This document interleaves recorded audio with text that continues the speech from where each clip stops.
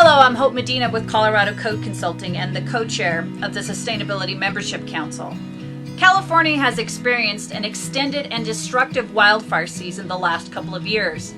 Climate change has been attributed as a driving factor for these wildfires.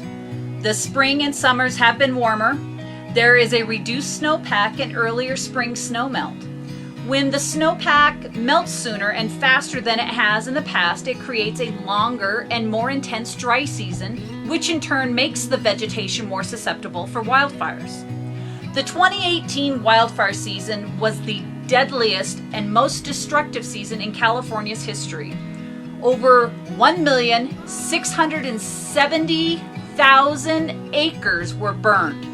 The Woodsley Fire and Camp Fire destroyed over 18,000 structures and at least 85 people lost their lives.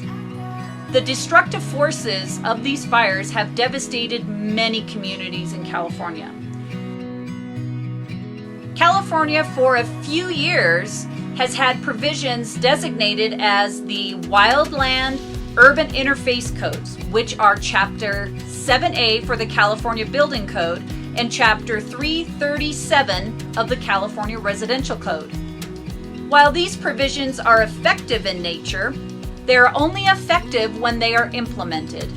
Many communities considered an older community, so their building stock was built on older versions of these codes. This did not contain the provisions for the Wildland Urban Interface. The city of Paradise is one of these communities that was devastated by the Camp Fire.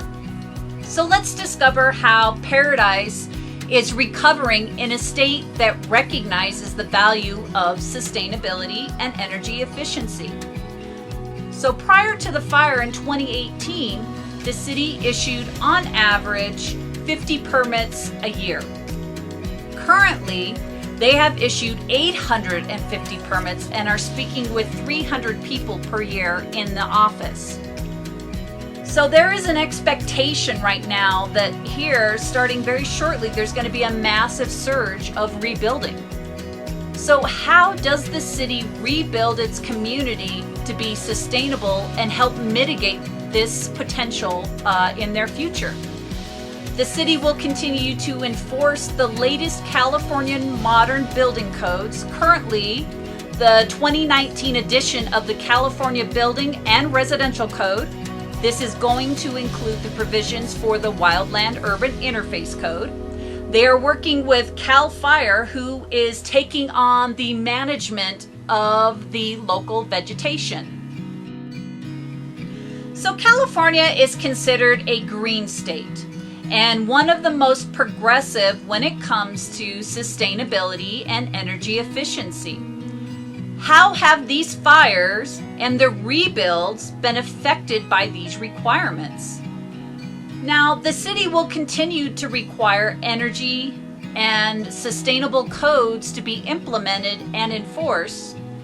The state also understands that with this disaster, it has caused other problems. The insurance companies are not providing funds for their homes to contain all of the provisions that are required, including the solar panels. These properties were underinsured to have solar power installed in the rebuild. These homes did not have them prior to the fire, so they are not included in the funds for the rebuild.